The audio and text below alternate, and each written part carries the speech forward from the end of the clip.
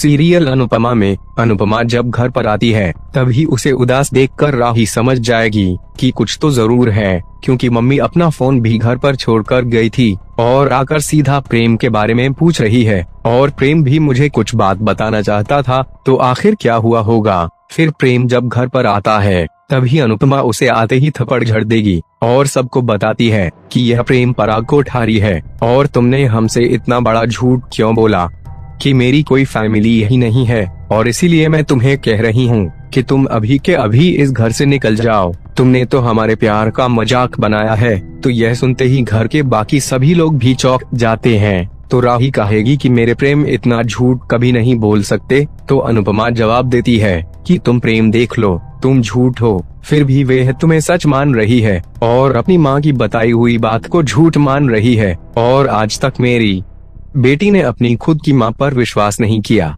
लेकिन तुम पर किया था विश्वास पूरे मन से। लेकिन तुमने क्या किया। और प्रेम अब तो तुम्हारा सच सबको बता दो कि तुम प्रेम पराग कोठारी हो। प्रेम सबको बताता है कि हाँ बिल्कुल अनुमेम सही कह रही है। तो यह सुनकर राही पूरी तरह से चौंक जाती है। वही घर के बाकी सभी लोग अनुपमा पर ब्लेम करने लगते हैं कि हमने तुम्हें पहले ही कहा था कि तुम इसे अनजान पर विश्वास मत कर, लेकिन देखिए इसका नतीजा। तो अब सबके ताने सुनकर अनुपमा भी उसे जवाब नहीं दे पाती है और उसे सदमा लगेगा कि आखिर में इसे पहले क्यों समझ नहीं पाई कि कोई इतना हमारा होकर भी हमें इतना बड़ा धोखा दे सकता है।